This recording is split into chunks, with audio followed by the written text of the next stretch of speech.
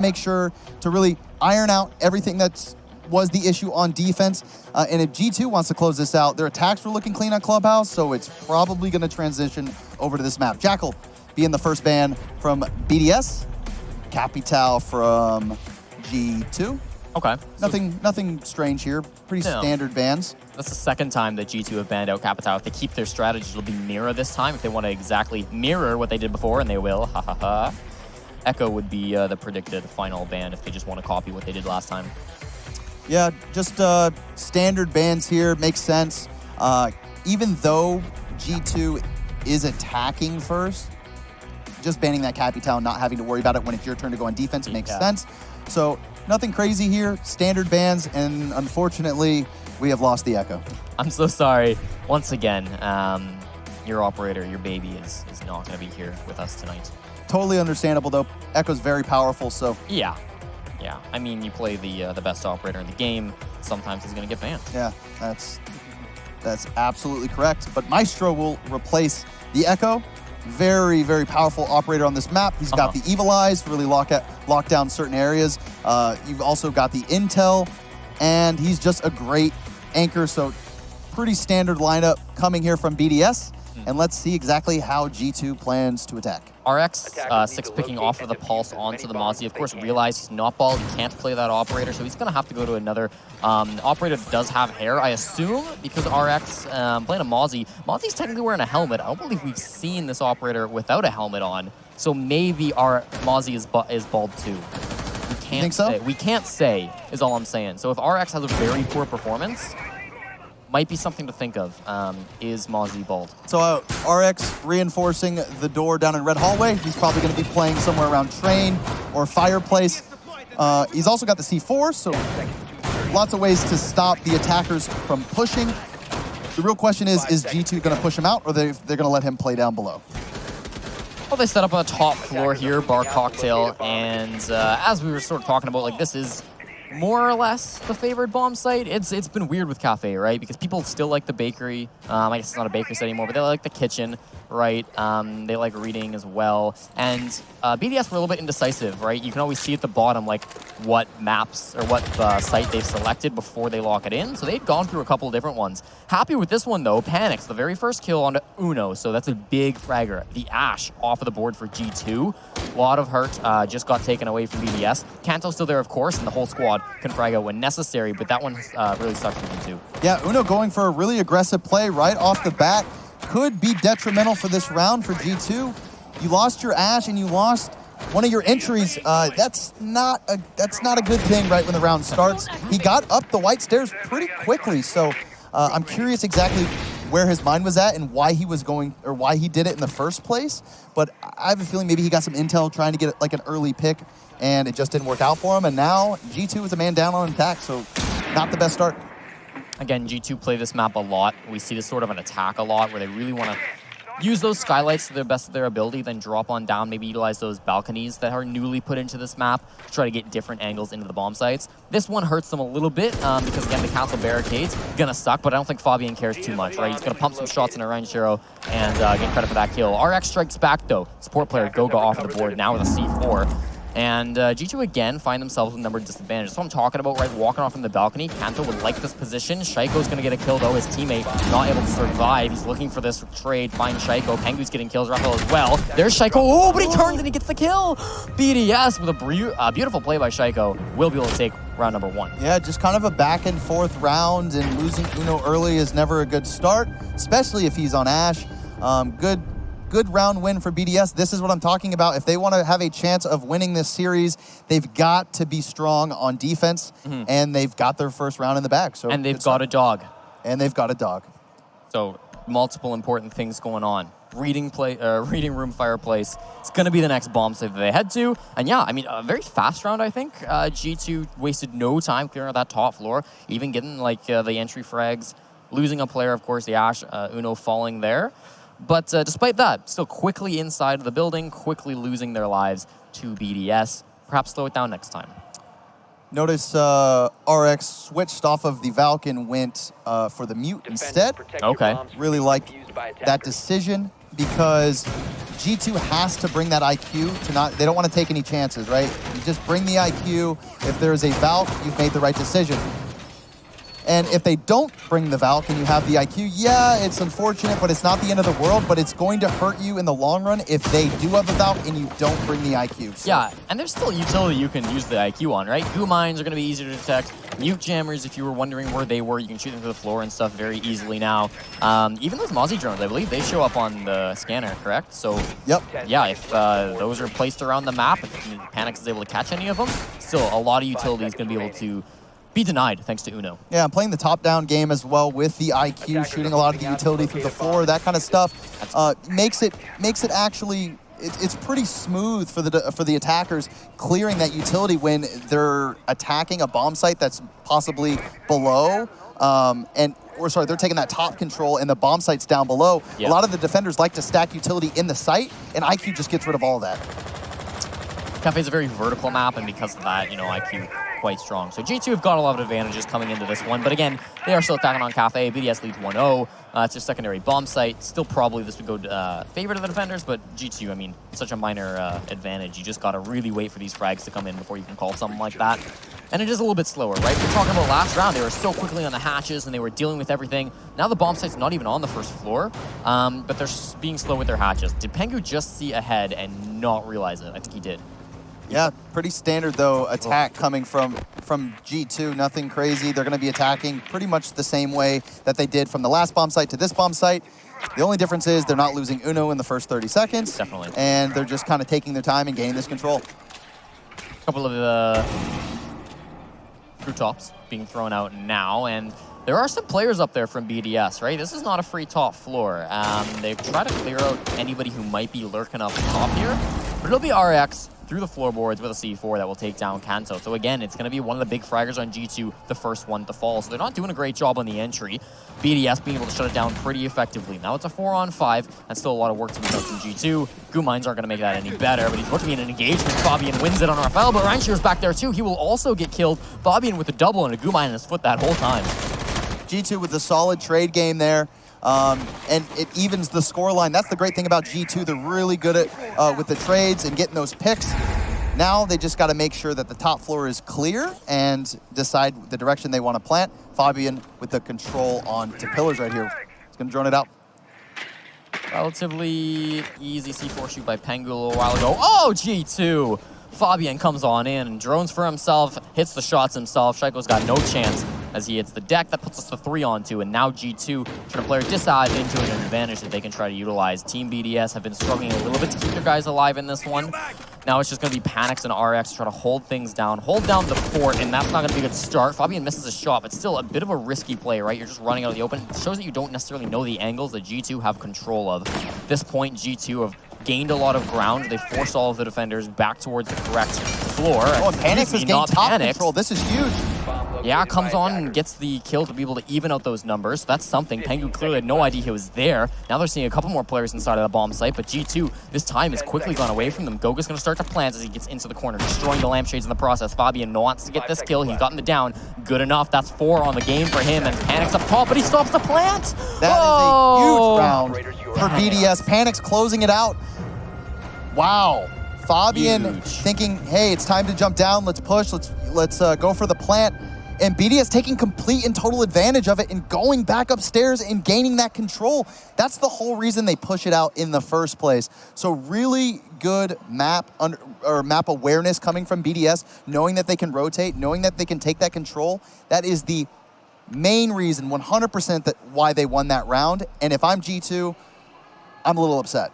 I'm upset too, because okay, put yourself in G2's shoes, right? What do you do there? What is the correct play? Because you've got 20, 30 seconds to get down and you got to plant that bomb.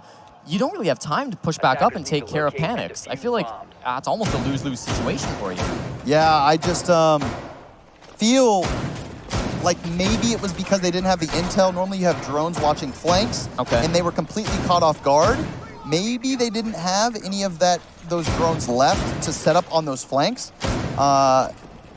Oh man, I'd be scratching my head if I'm G2 there. I mean, that's just such an unfortunate attack round. They had it in the bag. And BDS, a lot more dominant. This defense, this map on defense compared to Clubhouse. So they should be proud, and let's see if they can keep the ball rolling. Fabian starts map 1 with a donut. He starts map 2 off with 5 kills in 2 rounds. That's very impressive from the Swedish player, despite the fact, too, they're down 2-0, right? So to be able to put in that much work and still be losing, I'm sure that's frustrating for Fabian. I don't think that he's an overly aggressive or, you know, angry player, but that can be frustrating for anybody, certainly, and so hopefully won't let that get to him. Story player, of course, but just something to maybe keep an eye on if he starts playing a little bit sloppy. Could be frustrating for him that his teammates maybe aren't putting in the work in a map where usually they dominate. Pretty standard attack. Again, coming from G2, just following that checklist, making sure that everyone is cleared out from up top.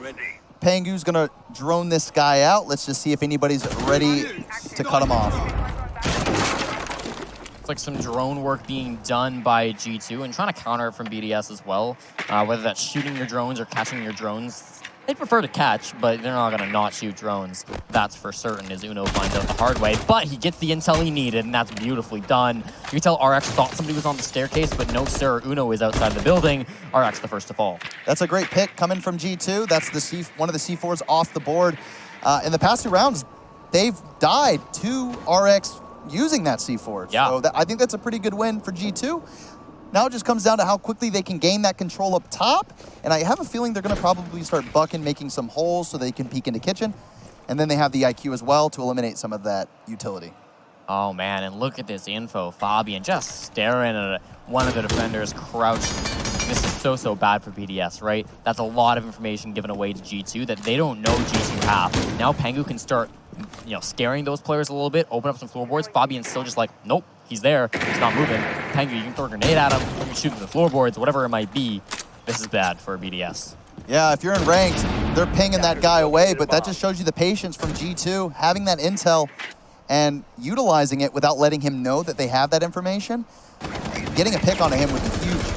Fabian says hello to a player way in the back of the kitchen, but doesn't hit the shot on him, unfortunately. Misses a couple there, so he'll have to find somebody else if he wants to get another kill to his total. Uno and Pangu are kind of stealing them all at the moment, with Rafael and Shaco both falling. There's Gogo with another kill. It's everybody jumping on the frag train today. Pangu with the last one as well. G2 Esports take a flawless round number 3. Really good composure coming from G2. I bet they're happy to finally have that first round in the bag, especially coming from attack. Really, they should have 2, though.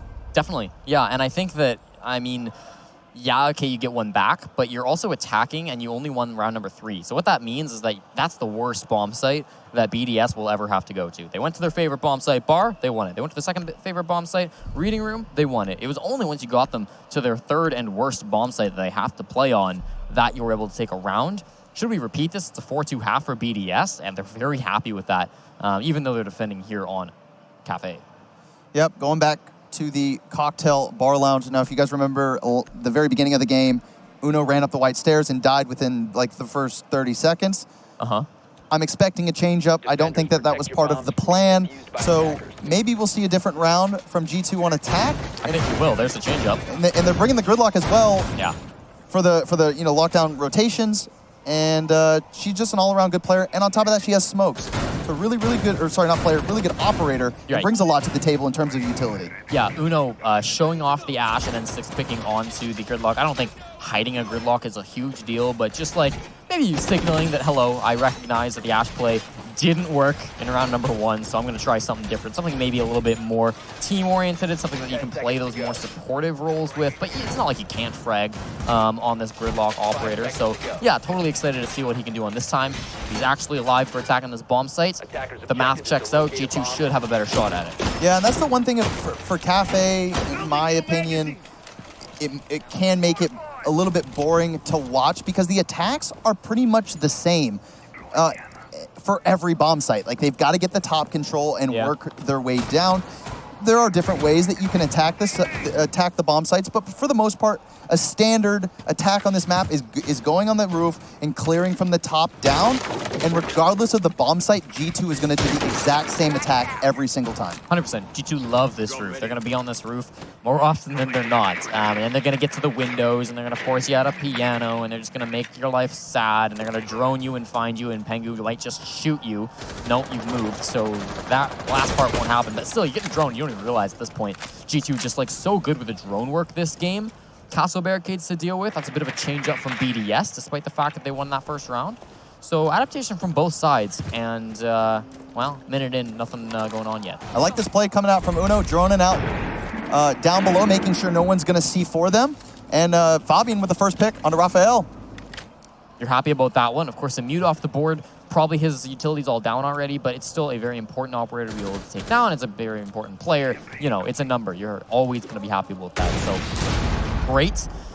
Still a little bit struggling to get into the building for G2, right? It was slow. We're halfway through the round already. They got that roof control. You've got some players down on the sides of the building. You've got drones in the building, but I don't believe a single member has stepped foot in. Uno certainly will not be alive if he's inside the building. Shaiko puts him to bed, puts us to a 4-on-4, and G2 maybe need to speed things up if they want to make something in this round. Yeah, G2 needs to speed up this attack. They don't have a lot of time left. That's the problem with pushing out the roamers down below, is if you do it by yourself, you don't have anybody to trade. They've lost Uno, and he got away with it. So now he evens the scoreline. G2 with control into piano now, so this is really, really good, but they don't have a lot of time. They've got to start opening up the wall, and you lost Fabian. I mean, this is not looking good for G2. No, I mean, Shaiko just waits for them to line up for him, and he's sitting here inside of the, behind the bar. Goga will put him to rest, so that puts us back to 3-on-3, even the trades, but oh no, Pengu's not aware that Reinshiro's inside, right waiting for him, and the rest of BDS are waiting for G2 with open arms. Give him the hug of death. It's 3-1 now, favoring the French. Yeah, G2 just kind of wasted a lot of time there, and it didn't give them much to work with at the end. Losing Uno definitely doesn't help, and the fact that they were not able to gain that downstairs control tells me that was the main reason maybe why they didn't open up the wall in piano. They were worried maybe they were going to get C4'd or whatever it might be, but honestly, just great plays from BDS, and yeah, they should be happy with their performance. Definitely a change of pace compared to Clubhouse, and the defense is definitely stepping up on BDS. This is shocking. This is Cafe for G2 against BDS, a BYOC team. 3-1. 3-1? Yeah. Like, I get they're defending, but still, this is very surprising that G2 are letting this slip away like this. Yeah, and it is Cafe, and they are attacking first, so we can't, let's not ignore that at least. Like, it is definitely harder to attack, but it is G2, and it is Cafe. This is where they live. They love this map. So you're right, it definitely is a little shocking that they're 3-1 right now, but honestly, it should be 2-2. There was a round that they kind of slipped out of their hands.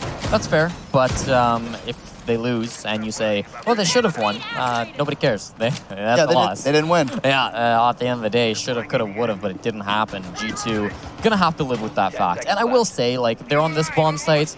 They, as we've been mentioning, should have won it. So let's say they win it this time.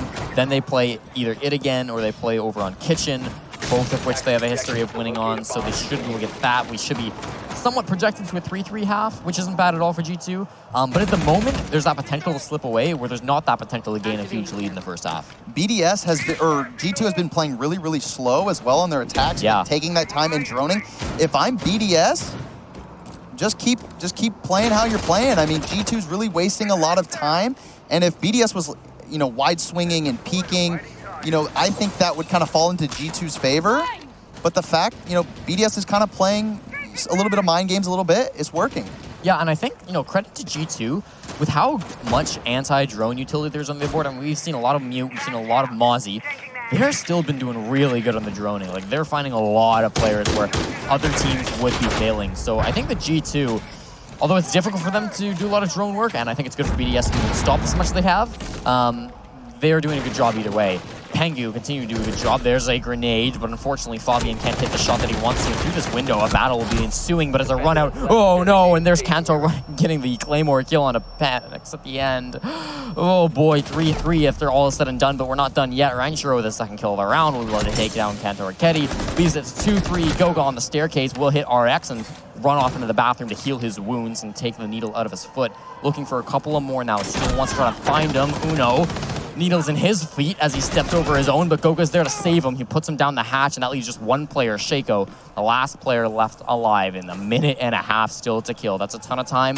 Probably you're just going to have to go up and kill them. He's going to stop the plant. I mean, it's fine if you kill the person when you stop them from planting. And with this information, He wanted to get a cheeky kill through the floorboards, but I think he's going to have to go up if he wants to win this. Notice how patient G2 is playing. They're not rushing sight. They're getting on their drones, making sure they have the right intel before they're ready to execute. And you don't want to have another round like you did where you thought you were about to win and it just kind of, you know, you lost it. So they gotta pull it together here and just close out this round and finish this round out. Yeah, this is kind of scary because it's a similar situation to what we saw before on this bomb site. It's one player left alive on BDS. If he can stall for time, that'll be a round win, but there's so much time to try to stall for, and he's not up top anymore, right? Now the G2 have come down to this bottom floor, so he can still just hold on, right? But he needs to be a little bit more careful. He cannot let himself get caught off guard.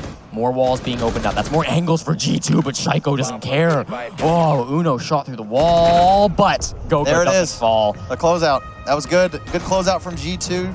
Don't get too ahead of yourself. Yeah. And just great plays, but the big difference compared to the last time that they were able to clutch BDS, they had that top control. So that top control is very powerful for the defenders, and G2 made sure that they did not get it that round.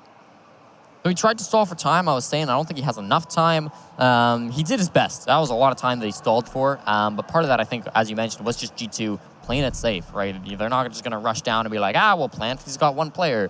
No, they have time. They're going to use that time. Really well played 2v1 by G2. Even if the first player lost his gunfight, you still got the player back to trade. So great coordination, great play from G2. They'll get their second on the board, and this is sort of what I'm talking about, climbing back to that 3-3 scoreline that they want. Yep, and Uno swapping onto the Twitch. Helps with the utility, very powerful gun, so totally makes sense. Going back to the same site. G2's not going to change much. In my opinion, it's going to be the same attack, same checklist. Really, BDS might mix things up, or they might just do the exact same hold. It was pretty solid for the most part. Just some gunfights did not go in your favor.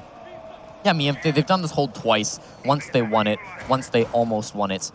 So I'm not mad either if they choose to just bang their head against the wall and just really try to get the strategy to work. Usually, again, that's something I criticize. But BDS, I don't know. I'm confident in the players that are on this roster, and I'm liking the situation. This feels like a time where you can just repeat the same thing, and it's not a bad play. So yeah, BDS have been playing good so far.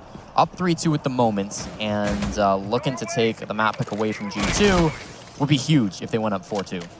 Yeah, I'm excited to see this match play out. I think BDS should be proud, even though, you know, they did not win the first map. They should be proud that they're keeping up with G2, right? If you're putting up a decent fight versus G2, your team is headed in the right direction. So let's see if they can find a way to close this map out and gain the scoreline of 1-1 on map count. But, you know, G2 has not played defense yet, and that's where it's going to get scary for me. Definitely, that's going to be pretty horrifying. I'd love to see this game go to 3 maps because I think both teams deserve it. BDS certainly have been impressive in their very first international showing, their really first showing on a big screen ever. So it's been good for them. G2 wasting a minute so far, and as you said, as soon as they get through these next 2 minutes, they're going to swap to defense. They're going to have a little bit easier of a time. So if they go 3-3 here, I think they're pretty happy with it, right? I think they're very content with a 3-3 scoreline on attack, on Cafe, their best map, arguably. That's not too bad. G2 gaining that top control. They know that there's some players playing over in Cocktail, and that was where they had the issue the first time. So they know that those guys are going to be playing over in that corner. It's just how quickly can we get control of this, clear these guys out without losing the man trades. Yeah, they've come up against the strategy so many times. G2 should know what they're doing. Fabian, he knows. Ryan Shiro will be trying to escape, but to no avail. He gets put down, and Fabian happy with that one. That's a Maestro off of the board, probably the biggest operator you could have taken, right? There's no echo, there's no smoke. I think you're very happy getting a Maestro. Renshiro's been very powerful in that position as well. He's wasted a lot of time. He's off the board, so it looks like G2 almost has top control. They need to make sure that this guy in bathroom is cleared out. He's going to use the breaching charge. This is going to funnel him into the hallway, and Kanto Ricetti's playing the cutoff. Oh, this is scary, but Kanto, Panics walked into his Claymore. And he baited him. Oh, beautifully played. 100 IQ plays coming out from the Finn. Happy with that. Okay, they lost a player in Pengu, but you're not too worried about it. It's still a 4-on-3. They're still going to be happy with this. BDS trying to hold on from this bottom floor. Do they have anybody up top? I don't think they do. Now, last time they just rotated somebody up, the last time they won this bomb site, so it's not impossible to regain that top floor control, especially with Shaiko. You can see him right now inside of the pillars. Not probably going to be able to win a gunfight here. He sees someone actually, goes for this long angle, but drops down. Hello, Shaiko is ready for it. Fabian, not today. Don't pull that on me. And if Shaiko can win another gunfight, this would be so huge for him to put his team back on the numbers advantage, but he loses it. Oh no, at the same time. And there goes the top control again. Very, very true. The players on G2 are back on this floor in a 2-on-2, but 5 seconds. G2, you gotta go, buddy. BDS now holding on. They're gonna plant an inoptimal spot. Going for the plant right now, but bye-bye. Raphael is watching, and BDS a 4-2 half. Wow. Great round coming from BDS, and if I'm G2, I'm scratching my head. Those were 2 rounds they should have won, and it comes down to time. Not enough time, and G2's very, very efficient at droning and making sure that they're gaining that information, but it goes to show you where it hurts you the most, and it's at the very end of the game where you're having to scramble, and G2 did not have enough time to get that bomb plant down with the positioning of the BDS players. So it's a 4-2 defensive half for BDS, and I think even though like it's good for that, and G2 can definitely replicate a 4-2, it's very hard to get a 5-1 half or a 6-0 half. Those are much more rare than 4-2s or 3-3s. So for that reason, it feels like G2's best chance of winning right now is in overtime. Yeah, they can definitely do a 6-0 or a 5-1 half, but BDS kind of has to mess up for that to happen. I don't think they're going to. I think G2 are either losing this in regulation or they're going to overtime. It could happen, but it's tough. This is the round for me if G2's going to go the full distance with BDS or if BDS is going to close it out. If BDS wins this round, they're up 5-2. You're feeling really, really good, but BDS has to attack. So it's not as easy as it sounds. If G2 can get some solid defensive rounds back-to-back, they're going to bring this back. Yeah, and I mean, this is round number 7, right? For any map, in any situation, rounds 1 and 7 are going to be the most defensive-sided because they have no restrictions, right? G2 can go wherever they want. Presumably, they're going to choose their best bomb site. So that if BDS win this, that sets them up to basically win it like 7-2, which is scary. If they lose this, they're kind of still on track for like a 6-6 overtime, which would be where we're headed. Either way, though, it's pretty early to be talking all the way to the end of the game just yet. BDS gaining that top control, going to drone it out and see exactly what's clear and what is not. Uno was going for a spawn peek outside. Ranchero gets the first pick on the Pangu. That is the Bandit. I think he was playing inside of Piano, so now they know that one of the guys that normally plays in that area is dead. They just got to clear out Fabian, and they have complete and total Piano control. Yeah, Pangu, a guy who historically has been very good at staying alive early on in the rounds. He's typically not being caught off out of position. That time, though, especially on a map like Cafe, you get caught by a window, it can just, not go the way that you want it to sometimes. So credit to BDS, they get the first frag here in round number 7. And if they get 4 more, again, that's a 5-2 scoreline. They're very happy about that. You've still got Fabian inside of the Piano room. He's content just to chill out there for a little bit. Force BDS to come to you, right? Yeah, you're down a player, but it's not the end of the world. Fabian now perhaps thinking that he can rotate back to the bathroom or back into the hallway. One or the other. Somebody who wants him to be in the hallway because they would hit a shot on him as panics on the window, puts the pistol in hand, but well, he probably isn't going to be able to hit the shot. I doubt Fabian gives him the opportunity twice. Yeah, Fabian's now he's cut off. He gets the first pick onto RX. That's huge for G2 if they want to bring this round back. Fabian still has Piano control and he's holding it down. This guy's got to get aggressive on him. Fabian with a double kill, and then Shaiko with the trade onto Kanto. If I'm G2, I'm happy with that. Fabian with the pick onto Panics. This is going AWOL right now, and it's in G2's favor. It's pistol mania at the moment. We saw Fabian pull out the pistol, and then the Ash pistol came out, which is something you don't see every day. Ryan Shiro got down in the midst of that, but I think he's in a good position to get picked back up. So with a lot of time in the board, Shaiko, here he comes. Yeah, he's going to pick up his friend, and they're going to make it a 2-on-2, and they're going to slow things down and really try to take it to G2 Esports. Now, the big thing here is that while the BDS players that are alive have been in a bit of engagements, right here, getting downed, he's kind of weak. All of the G2 players alive are healthy, and that's going to help them quite a bit. Uno taking engagement on the Ash and will do it. There's a headshot, so health didn't matter. Shaiko gets taken off the board, and still, even though he's taking the gunfight, he can heal himself back up. He's on the dock. That's what you can do with an operator like this. 25 seconds on the clock. Ryan Shiro, not a lot of HP, will drop to the same fate as his teammate, and G2 take round 7. Wow, great comeback round for G2. It wasn't looking good losing the Bandit super early on, but Fabian knew, hey, I've got to get aggressive here. We're down a man. We cannot afford to give these guys Piano control. he just won them the round. I mean, he made a power play there. He got at least 2. Did he get 3? Yes, he got 3. Yeah, I mean, Fabian knew he had to make a play, and he played his cards perfectly, knowing when to challenge them individually. When you get in those engagements, you want to challenge one-on-ones. And to do that in piano is not easy to do, especially the fact that there's windows and they can play the repels. So he played that perfectly.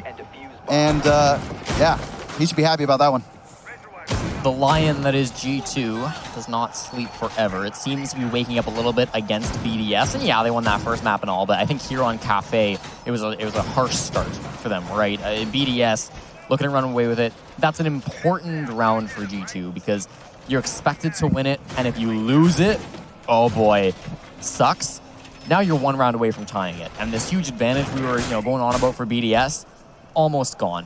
That's how quickly things can kind of turn inside of Siege because, that last round, it puts us, we're either so dominant that BDS almost can't lose, or it puts us to basically not a difference, right? Whichever way round 7 goes, that's the big decider, I think. I'm loving the op lineup from G2 as well. They're stacking the C4s, so this is going to be an issue for the attackers once they start pushing into piano and pushing into cocktail. I love this lineup from G2, and I'm excited to see how they're going to be utilizing it, especially with the pulse on the board. Oh, yes. Heron on Uno's here, and he's willing to take it to the guys on BDS. Again, getting this top floor control, right? Getting on the roof, doing what you need to with these hatches. We're going to see it time and time again here on Cafe. They're not too upset by it. And G2, there's nothing they can do about it, right? You're not going to, like, throw C4s up through hatches and hope you find people. That's a little bit of an oof play, so they won't do that. They're going to sit back and they're going to let the guys on BDS come to them. Because, again, I mean, the bomb site's not even on the top floor, right? This is a reading room hold, so BDS need to get the roof control, which they've done, get that top floor control, which they're kind of still doing, not die in the process, get kills on a Pengu if doable, and we'll see, go from there onto the bomb site. Pengu taking damage but not dying, and Uno's got a lot of information, right, with his heartbeat scanner. That's so huge, and there's nothing really the BDS can do about it. Panics will just fall because Kenta Raketti comes up and he wins his gunfights on the staircase. That's all you need. Oh man, a Nitro Cell right now. If it landed for Uno, that would be so sweet, getting 2 kills. Doesn't look like it right now, though. This is all an information game that G2 is playing. They know exactly where the players are at. C4 goes off. Uno with a pick onto RX. That's huge. That's one of the C4s off the board, but he gets a kill with it. They still have white control, and this is the key for me. If this guy plays on white stairs, it's going to be a tough time for BDS to win this round. It's looking really good for G2. Oh, the Evil Eye finds the grenade getting spotted out, and Pengu will clean up on the damage that it had done. Reinchiro hits the deck, and that leaves just 2 players for BDS to try to clutch this. They'll have to be an ace now as one goes down. Rafael gets the first kill onto Kenta Raketti. 1 on for, I don't know about Bist 1. They do have a lot of time to work with, so give him that. He can take things slowly, but very little HP coming out from the Maverick. He's going to have to find everybody. There it is, the disrespect coming from Fabian. Wow, what a round. If I'm a G2 fan, I'm feeling pretty confident right now. That was such a solid round from G2. The information, though, from Uno on that pulse scanner really allowed the players from G2 to rotate. If I'm BDS, I'm getting a little scared. They've tied it up. Yeah, I'm conflicted with BDS, right? Because this is seeming like a point where G2 are starting to run away with things. And if it's a newer roster, if that has been like, let's say Supernova who would come to the BYOC or Livid, an inexperienced team, you'd be worried that without their experience, they might just like fall apart and G2 could run all over them. However, BDS is not inexperienced. They have been on a very long break, some players longer than others. So they might have forgotten what it's like, but at the same time, I feel like you never sort of forget what it's like to hold your confidence and learn that skill. Absolutely, G2 going down to the kitchen bomb site. I love this bomb site. I know the defenders love it as well. And they're not stacking C4, so that tells me they might be going for either a roam game, might be playing in piano, might be playing up top in cocktail, or they might just stay on the bottom floor and just overextend. But they do not have any C4s on the board, so if BDS bring in the sledge, opening up the floors above kitchen, they can't stop that with any of the C4s. Fabian with 11 kills in the game so far. Not quite keeping up with his pace of 5 kills in 2 rounds, but still pretty good. I don't think anybody's going to shake a stick at 11 frags in 9 rounds. That's pretty impressive. Looking at just over a 1.0, probably around 1.1, 1.2 KD or kills per round, which is a very good stat to have. So yeah, Fabian's been showing up a lot in this map. Right now playing the Maestro, and his teammates are going to pop off too. There goes Panic. It's Uno with a spawn peek. The classic Doc play sucks because especially that is your frag grenades. And there he goes. He's rotating. I don't know if he's going to go back downstairs and help out the defense, or if he's going to stay up top and really just create a problem for BDS trying to enter into the site, or just even enter the building for that matter. But great pick from Uno. Takes off the sledge, so now they cannot open up the ceiling. Second time in a row that Panics has been the opening kill and not necessarily the opening death, and not necessarily a problem just yet, but could turn into one if we continue to see this pattern.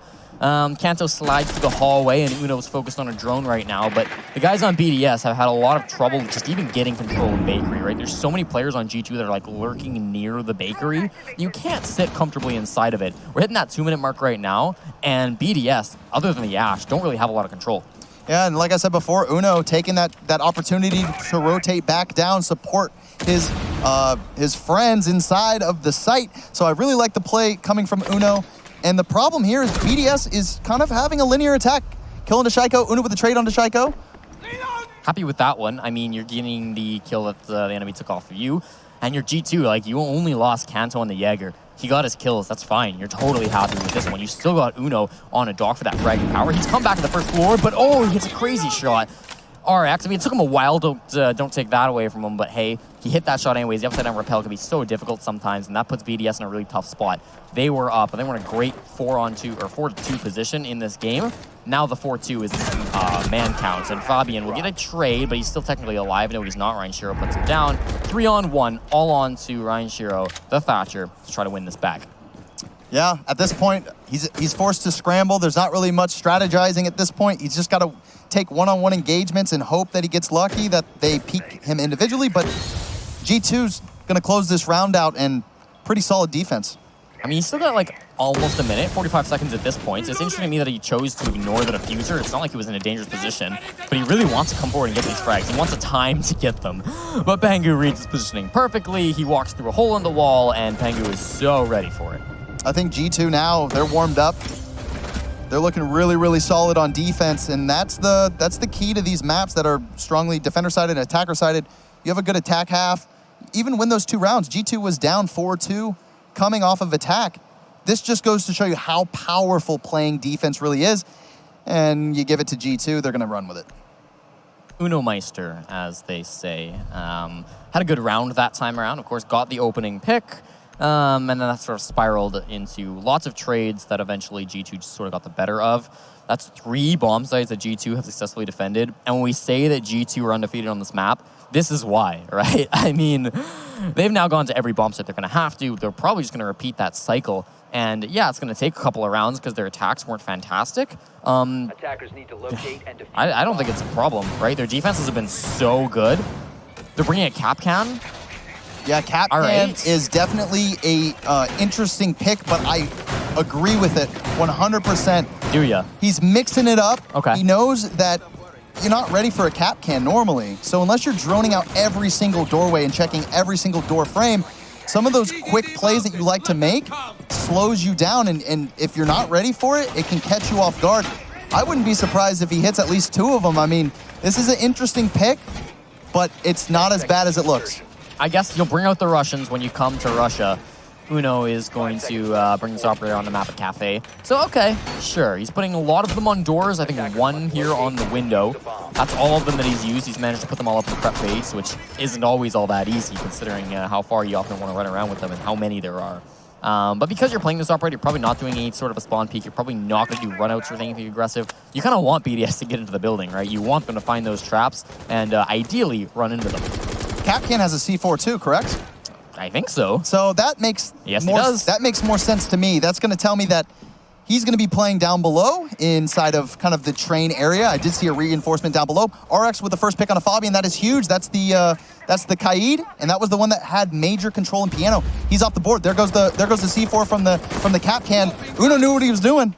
Yeah, just as you were mentioning it, he will pull it out. So answers our question. Yes, he has a nitro cell in his kit, able to get that. A drone will come in and spot Pangu more likely than not, but he's still got a shotgun. I mean, okay, you know he's there. what are you going to do about it? Finally shoots that drone, and C4 being prepped. Doesn't look like it's going to find anybody. Nobody's really on the other side of that window. They're playing it pretty passively. Willing for him to do that and ready. G2 now losing a couple of players. The Capcan not one of them. BDS got a lot of time, though. Probably won't see anything develop immediately here. Yeah, a lot of people wondering or questioning why Pangu brought out the shotgun instead of the other gun that Bandit has, because it is so powerful. But he's only playing tight corners, so he knows that every engagement that he's going to be challenging, it's going to be up-close engagements, which is exactly why you see him bringing that shotgun. Anybody that walks through that door has no chance versus that shotgun. Does mean that in these regular engagements, he's going to have to resort to the pistol if he wants to do anything that's not really close range. He's getting disoriented, and now he's kind of having to run around. Not a great time, but hey, he's keeping all of his health. Like, nobody's pushing him on BDS, so it's really not too big of a problem. He's got the pistol in hand. He's got the shotgun for when he gets under those windows. I don't hate it at all. I like it a lot, actually. Yeah, BDS with a lot of control here. They just need to go for the plant. There's not a lot more that they can do in terms of strategy. They just need to make sure that they win their gunfights and they're set up for a successful bomb plant. Uno in a really cheeky spot, though. Yeah, speaking of cheeky, I mean, G2 have been so cheeky with these evil eyes. Getting a lot of damage, but probably they shouldn't be going for it. Uno will push aggressively into the cigar. And is he going to be able to hit one? Yes, he will. They don't know he's there. And that's a crazy Capcan plays. This is supposed to be a loud and obvious operator. And eventually he does get caught off as he runs around a corner. But still, he's making the plays happen. 2 kills to his name. I think he's very happy with his choice of operator. But still, his team finds themselves in a 2-on-2. It's an even man count with 25 seconds on the clock. BDS really got to get going if they want to be able to win this one. We see the Maestro reloading his gun, ready to come on in. And there goes one.